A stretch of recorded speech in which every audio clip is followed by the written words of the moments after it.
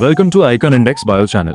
हमारे साथ जुड़ने और सब्सक्राइब करने के लिए आपका बहुत बहुत धन्यवाद। आज हम आपके लिए लेकर आए हैं एक ऐसी कहानी जो न केवल आपका दिन बदलेगी बल्कि आपके जीवन को देखने का नजरिया भी बदल देगी। चलिए शुरू करते हैं। एक पुराने और धूल भरे रेलवे स्टेशन के शोर के बीच राजू नाम का एक भिखारी बैठा रहता था।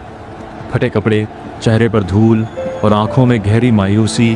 वह हर आने जाने वाली रेलगाड़ियों के सामने हाथ फैलाता, लेकिन लोग उसे कचरे की तरह अनदेखा कर पार कर जाते। राजू को लगता था कि उसकी किस्मत ही ऐसी है, सिर्फ मांगना और लोगों की दया पर जीना। तभी एक दिन चमकदार जूतों की आहट उसके पास आकर रुकी। एक रईस और प्रभावशाली व्यापारी राजू के सामने खड़ा था। राजू ने हमेशा की तरह हाथ फैलाया, पर उस व्यापारी ने उसे पैसे नहीं दिए। उसने राजू की आंखों में आंखें डालकर एक कड़वी लेकिन सच्ची बात कही। उसने कहा, जब तुम्हारे पास किसी को देने के लिए कुछ नहीं है तो तुम्हें मांगने का भी कोई हक नहीं है। मैं एक व्यापारी हूं और मेरा मानना है कि जीवन सिर्फ लेन देन यानी गिव एंड टेक के नियम पर चलता है।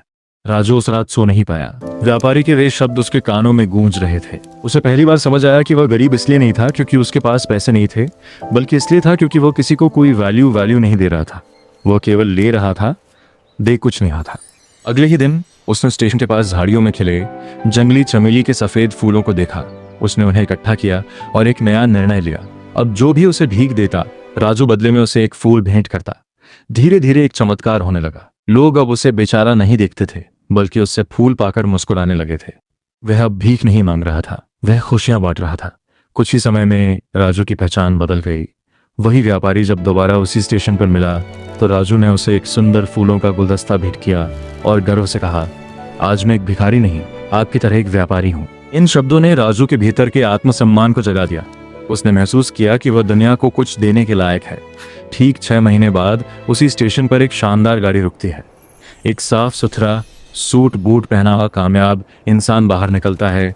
यह वही राजू था। वह अब शहर का सबसे बड़ा फूलों का व्यापारी बन चुका था। उसने प्रकृति का वह गुप्त नियम जान लिया था कि आपको तभी कुछ मिलता है जब आप कुछ देते हैं। दोस्तों, इस कहानी का सार बहुत सरल है। सफलता आपकी मेहनत से पहले आपकी सोच में शुरू होती है।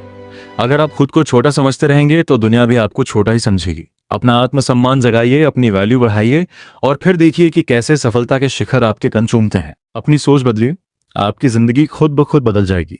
अगर आपको ये वीडियो पसंद आई हो तो इसे लाइक करें और अपने दोस्तों के साथ शेयर जरूर करें। देखते रहिए आइकन इंडेक्स बायो।